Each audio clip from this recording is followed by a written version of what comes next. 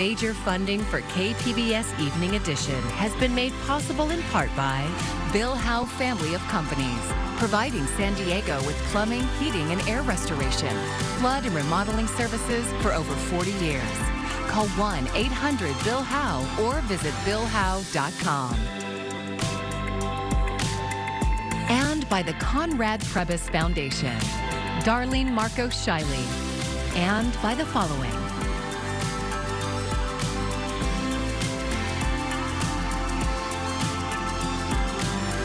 And by viewers like you. Thank you.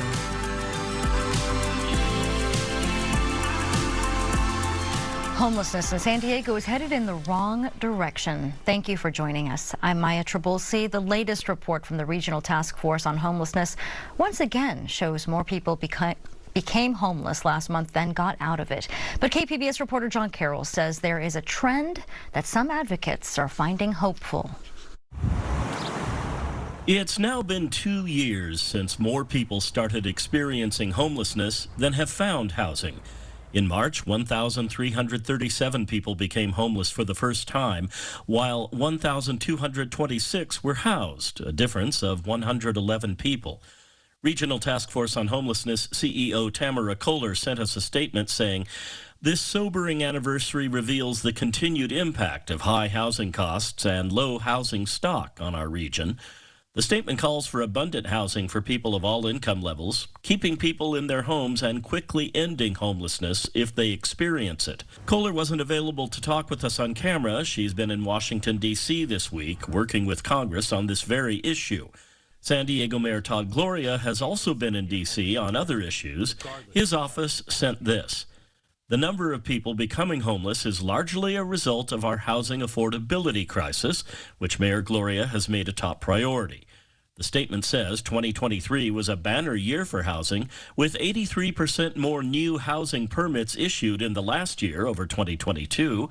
Over a quarter of those for low-income residents. When I see the data from the RTFH, what really stands out to me is that 1,200 people made it home last month. Tyler Renner with the nonprofit People Assisting the Homeless says it's more useful to look at trends than just 1 month's numbers. It shows me that our system is working, that we're working with providers, cities, and counties to really make sure that we have a robust network of care. Numbers from the task force over the last few months do show an overall positive trend.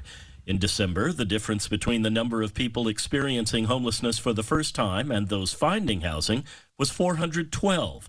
It crept up a bit in January, but fell dramatically in February, and then last month as well, to a difference of just 111. Tyler Renner says while the city removes people from the streets, the focus must also be on preventing them from being there in the first place. So I think focusing on the prevention, keeping people in their homes, and also increasing the supply of affordable housing, it's the front end and the back end that really need to be addressed. The proposed 1,000-person shelter on Kettner Boulevard was supposed to go to the city's Land Use and Housing Committee tomorrow, but it was pulled from the agenda. The mayor's office says it needs more time to work on responses to questions from the independent budget analyst who's doing a deep dive on the deal.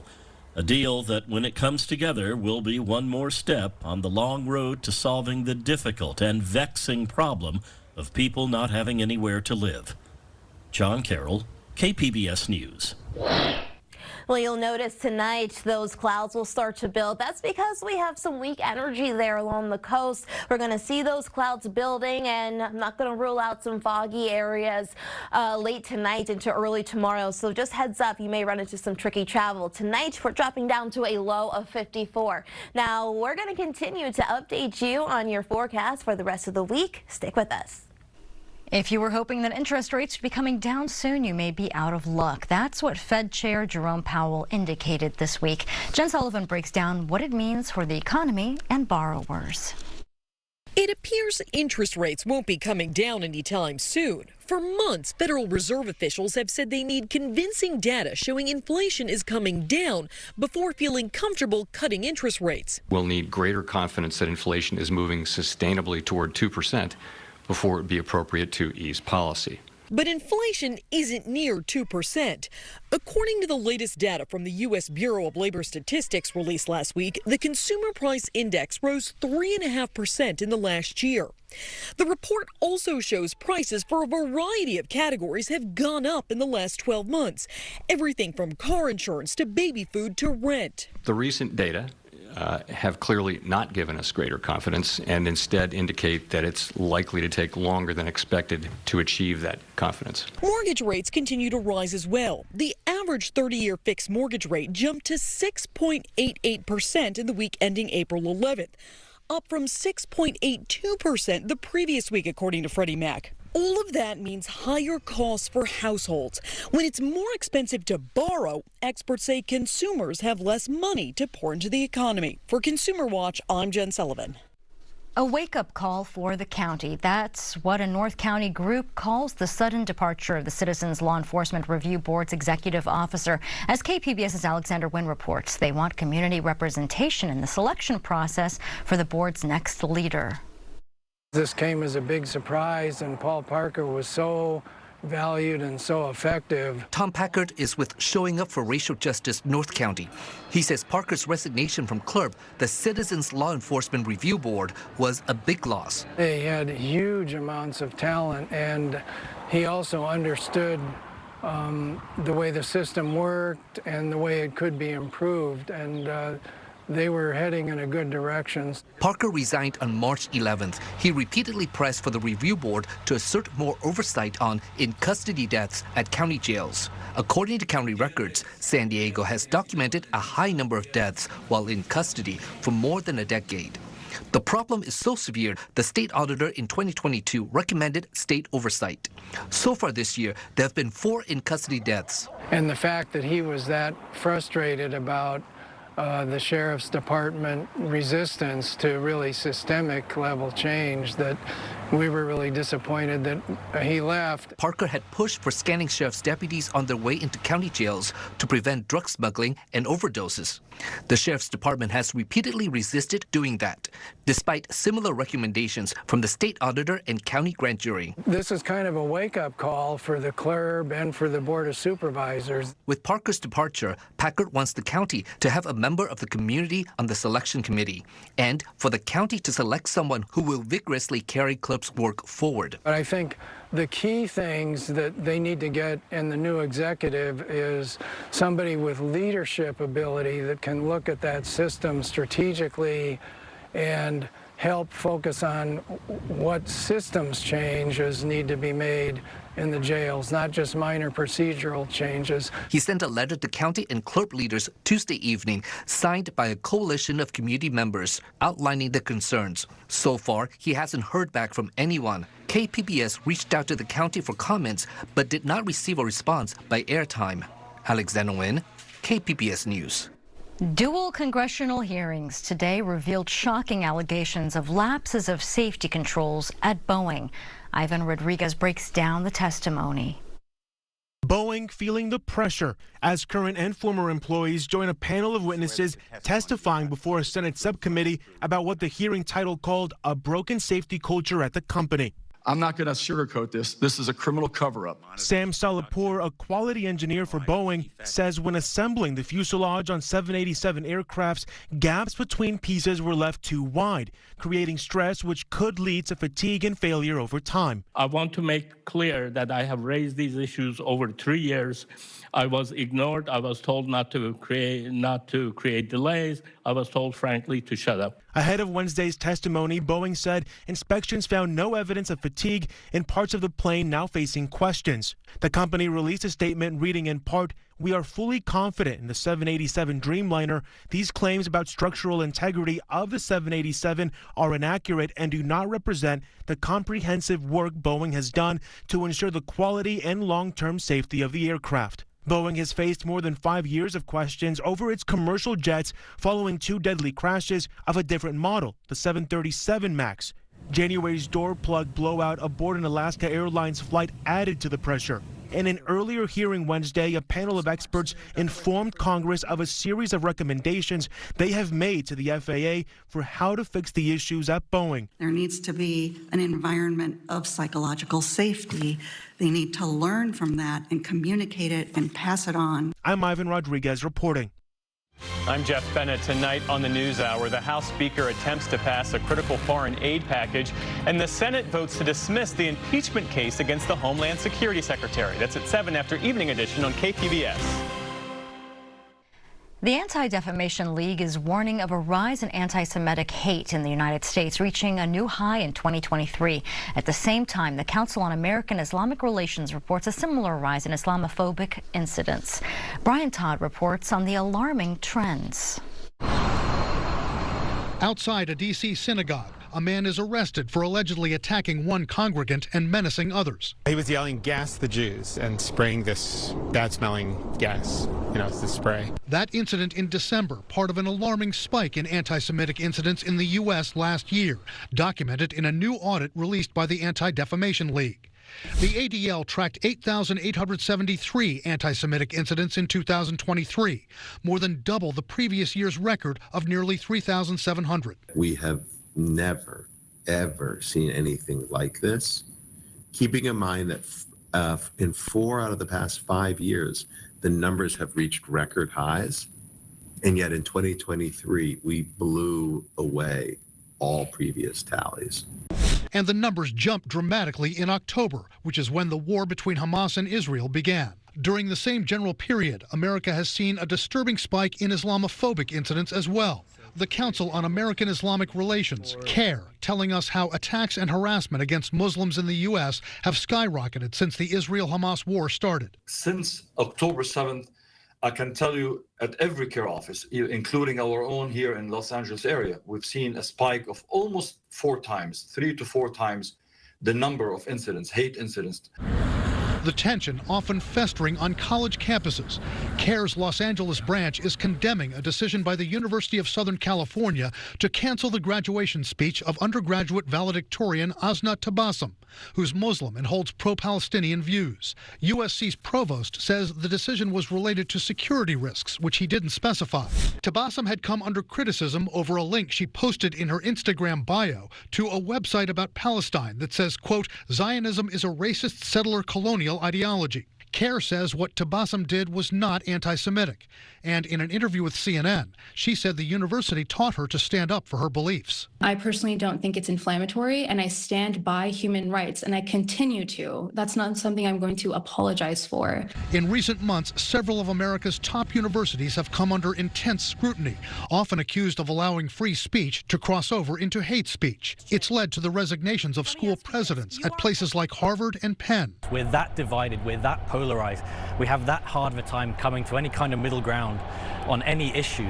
I think a lot of this issue comes from people believing that only their side has a righteous cause, only their side has anything to offer as a victim in any way. Brian Todd with that report. UC San Diego and other top colleges received poor grades from the ADL for the state of anti-Semitism on campus. The report card graded 85 schools based on their policies, actions, and incidents on campus. It looked at the top national and liberal arts schools in the country, as well as colleges with the largest Jewish populations. And according to the report, UCSD earned a D grade.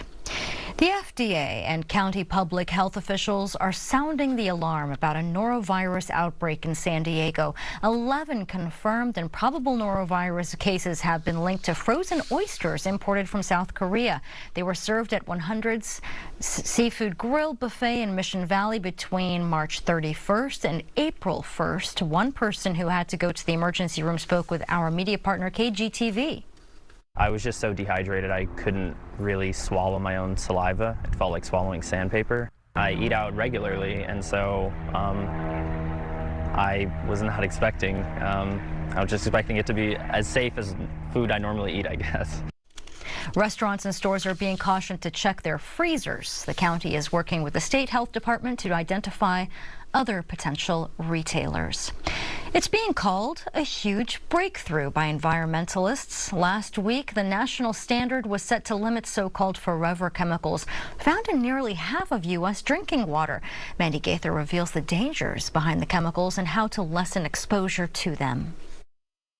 They can be found in some makeup, sunscreen, even pizza boxes, a large family of potentially dangerous synthetic chemicals. Perfluoroalkyl and polyfluoroalkyl are substances that are known as forever chemicals. Dr. Sanjay Gupta says they're also called PFAS chemicals that can be found in consumer products that are made to be waterproof, non-stick, and stain resistant. These chemicals have been developed at this breakneck pace. And again, they're called forever chemicals because they don't break down completely. Gupta says that means what makes them durable also makes them hard to get rid of. They linger in the environment and the human body. The CDC says nearly 97% of all Americans have these chemicals in their blood. They're linked to a variety of health problems, including cancer, kidney and liver damage, and other serious health problems in people with prolonged exposure. But you can lessen your exposure. You can avoid stain and water-resistant products and sprays.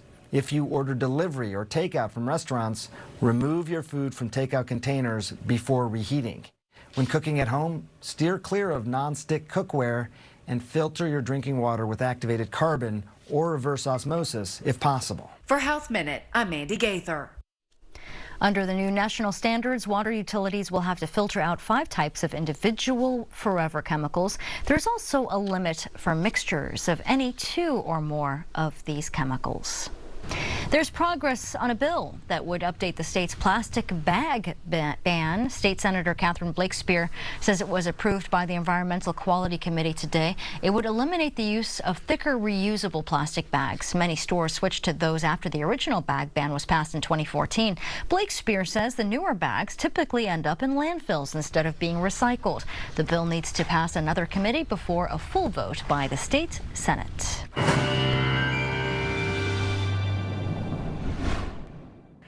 Well, I want to start you off with your weather headlines just to get a feel on what's on tap for the rest of the week. It is going to turn quite breezy there in the mountains and deserts, so we are going to continue to track those winds as well as those low clouds and that fog that is going to start to build late tonight and kind of last here over the next few days, especially early into the morning, spreading into the valleys here over the next few days. Though as we head into the weekend, you'll note we're a little warmer. It's not going to be extremely warmer, but you'll note a slight temperature difference. As for tonight, we're dropping down to 51 Oceanside, San Diego 54. If we look a little bit further east, Ramona, you're down to the 40s, Borrego Spring low 60s, and well, Mount Laguna down to 50. As we head into tomorrow, you'll note the temperature's not too shabby here. We're in the upper 60s there along the coast, 70s for our more inland valleys, and then as we head towards the mountains, 60, not a bad day for you. And even Borrego Springs at a high of 92. Now you will note that we do have some energy brewing here, right, across the southwest and southern California. Now, it's not necessarily going to bring a lot of moisture with it, but I wouldn't even rule out a stray shower or two, but certainly going to be more felt when it comes to those clouds. Thursday, Friday, even along the coast, we are talking about some low clouds. Again, that's going to cause some tricky travel for you. Heads up, going to want to stay weather aware. As we head into the weekend, like I said, we'll see a slight boost in temperatures, even as we head into Sunday with plenty of sunshine, though by Monday we are down to 66. Areas a little bit further inland, you're also going to see a little bit of a warm up, but still, I told you those low clouds are going to stick around Thursday, Friday. Then as we head into the end of the weekend, we're back up to 77 and while staying at 75 even as we head into Monday. For the mountains, well, while you're at 60 Thursday, we're talking 50s there even as we head throughout the weekend, though at least you'll have some sunshine, so that is the good news. As for the deserts, you're not necessarily going to see too many changes when it comes to your temperatures over the next few days, staying relatively steady, maybe a slight build as we head to the end of the weekend.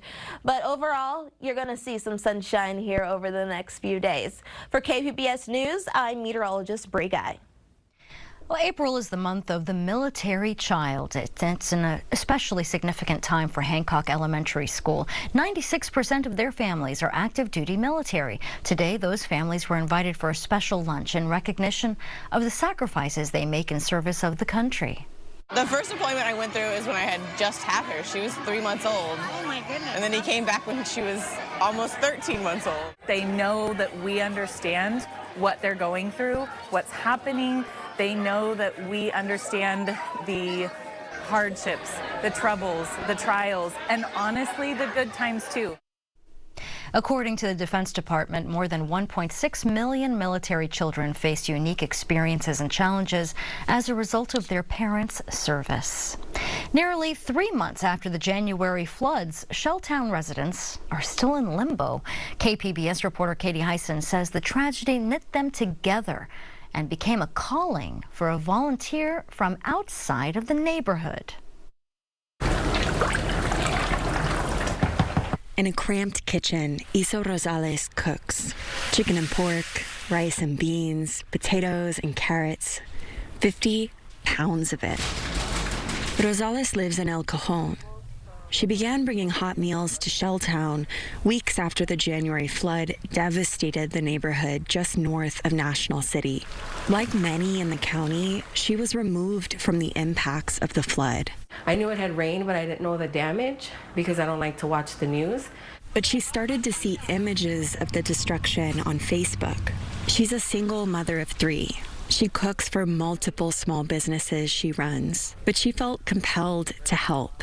And I just started to pray, like, how can I be used? Her first trip to Shelltown brought new reality to the images. I cried as soon as I got there because I couldn't understand the devastation in the streets.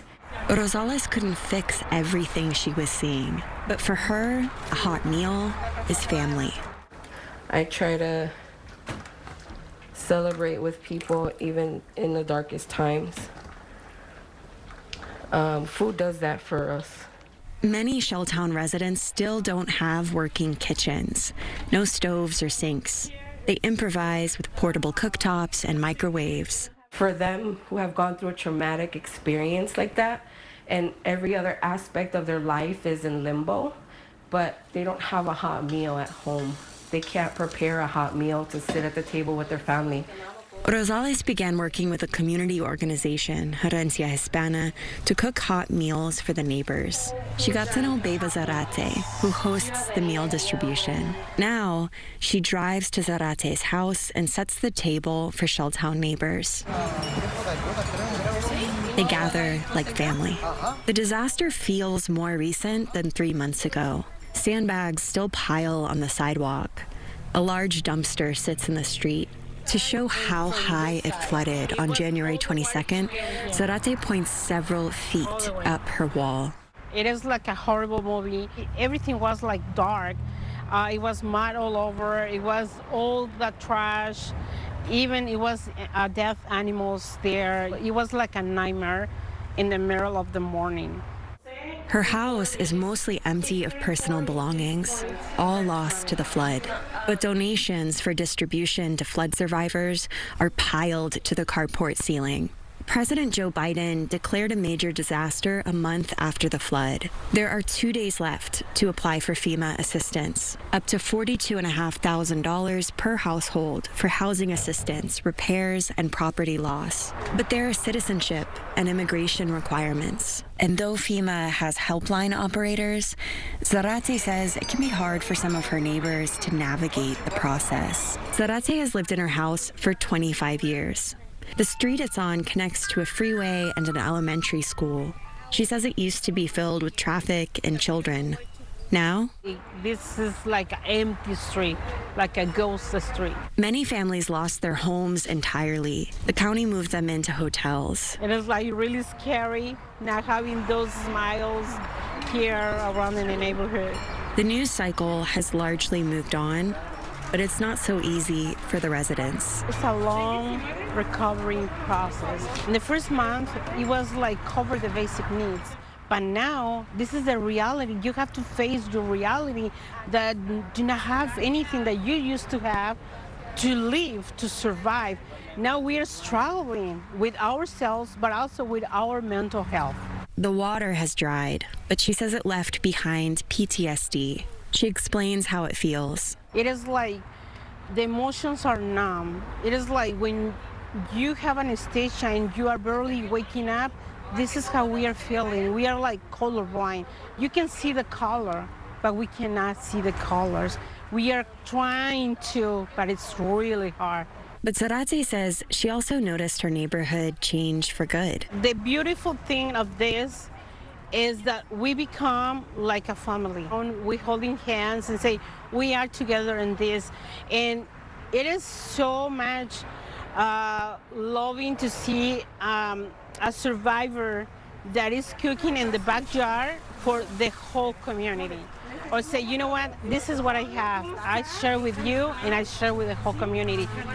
She says the tragedy upended their daily routines, but she sees a gift in that too. The life twist, it goes like 365 degrees different from time before, but now we value more life. We value more the sense of how to be alive. It is a gift to be alive.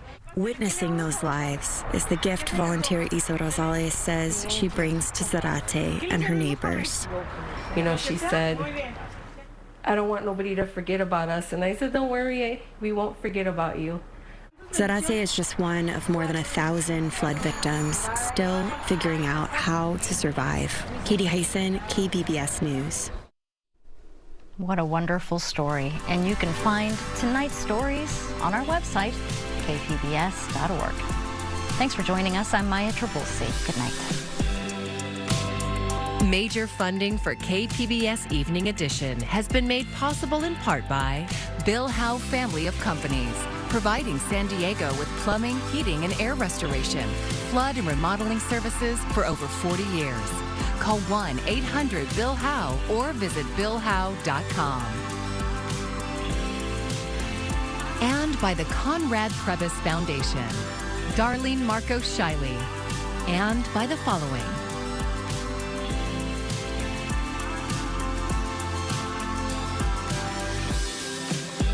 And by viewers like you. Thank you.